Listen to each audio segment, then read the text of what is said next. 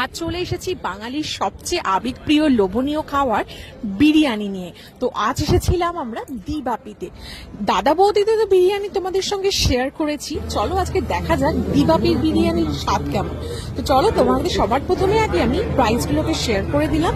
আর দুজনেই নিয়ে নিয়েছি মাটন বিরিয়ানি। তো দেখো মাটনের পিসটা তো এরকম ছিল, একটু খেয়ে দেখা যাক যে রাইসটা কেমন। আমার মনে হলো যে দাদা বৌদির রাইসটা হয়তো এর থেকে অনেকটা ভালো। তো চলো বাকিটা খেয়ে দেখা যাক আর তোমাদের সঙ্গে শেয়ার করি যে আমার বিরিয়ানির এক্সপিরিয়েন্সটা কেমন ছিল।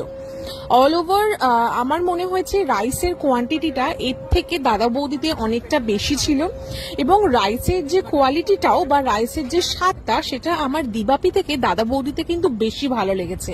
আমি জানি না তোমাদের কেমন লাগে, বাট আমার তো মনে হয়েছে দাদা বৌদি ফার মাচ বেটার। তবে হ্যাঁ, একটা জিনিস, এদের এখানে দেখো আমি কিন্তু একটা চিকেন কষা নিয়ে নিয়েছিলাম, বিকজ শুধু শুধু বিরিয়ানি খেতে ভালো লাগছিল না, অনেক ড্রাই লাগছিল, তাই জন্য তার সঙ্গে নিয়ে নিয়েছিলাম এরকম চিকেন কষা হাফ প্লেট, যেটাতে ছিল এরকম 2 পিস আর দাম পড়েছিল মাত্র 150 টাকা। চিকেন কষাটা নিয়ে নিলাম প্রথমে, আর এই গ্রেভিটা দেখে বোঝাই যাচ্ছিল ভীষণ স্পাইসি। এর মধ্যে লঙ্কা তেলের পরিমাণ অনেকটা, যেটা আমার না খেয়েই মনে হচ্ছিল। তো চলো খেয়ে দেখা যাক। খেতে তো ভালোই, বিকজ যে কোনো স্পাইসি বা তেল মশলার জিনিস খেতে তো ভালোই লাগে, কিন্তু সত্যি বলতে অনেক বেশি স্পাইসি ছিল।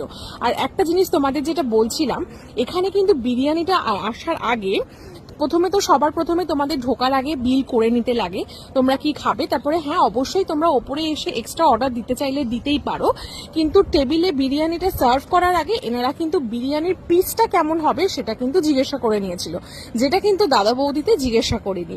আর দ্বিতীয়ত, এখানে কিন্তু বিরিয়ানির সঙ্গে স্যালাডটা কিন্তু ইন্ডিভিজুয়াল দুজনকে দুটো স্যালাডের ছোট ছোট বোল দিয়েছিল, যেটা দাদা বৌদিতে আলাদা করে পারচেস করতে হয়। কিন্তু আমার মনে হয়েছে বিরিয়ানির যে কোয়ালিটিটা, মানে চালের যে কোয়ালিটিটা, সেটা মনে হয়েছে দাদা বৌদি ফার মাচ বেটার ফ্রম দিবাপি। আর যেটা মাটনের যে পিসটা, কারণ আমরা দাদা বৌদি তো মাটন বিরিয়ানি খেয়েছিলাম, মাটনটা কিন্তু আমার দিবাপিতে সেরা লেগেছে। পিসটা বড়ও অনেকটা, আর পিসটা কিন্তু দারুণ ছিল। মানে আমি নিয়েছিলাম একদম একটা সলিড মাটনের পিস, আর ও কিন্তু নিয়েছিল পুরো একটা রেয়াজি চর্বিওয়ালা পিস। পরে ওর আর ভালোই লাগছিল না, বিকজ এর মধ্যে কিন্তু পুরো চর্বি ভর্তি, তোমরা দেখে হয়তো বুঝতেই পারছো। ওর মধ্যে একটুও মাংস ছিল না। আমি ওকে বলেছিলাম মাংস আমার থেকে একটু নিতে, বাট ও কিন্তু নিতে চাইলো না। আর হ্যাঁ, আরেকটা যেটা জিনিস, দিবাপির যে আলুর যে পিসটা দিয়েছিল সেটা আমার মনে হয়েছিল দাদা বৌদিতে এর থেকে অনেকটা বড়। আর দাদা বৌদির আলুর মধ্যে একটা আলাদা স্বাদ ছিল, মানে পেঁয়াজের রস দিয়ে মনে হয় আলুটা বয়েল করে, কিন্তু আমার কিন্তু দিবাপি আলুটা কিন্তু একটু ছোট মতন লাগলো, আর অতটা কিন্তু সুস্বাদু লাগলো না। তোমরা যারা যারা দাদা বৌদি বা দিবাপিতে খেয়েছো, যারা কি অনেকেই খেয়েছো, সবাই খেয়েছো, প্লিজ কমেন্ট করে আমাকে জানাতে ভুলবে না তোমাদের কোন বিরিয়ানিটা সব থেকে বেশি ভালো লেগেছে। আমার কিন্তু অল ওভার দেখতে গেলে দাদা বৌদি কিন্তু দিবাপির থেকে আমার অনেক ভালো লেগেছে। যাই হোক, আমাদের দুজনের কিন্তু খাওয়া দাওয়া কমপ্লিট, এবার যাওয়ার পালা বাড়ি।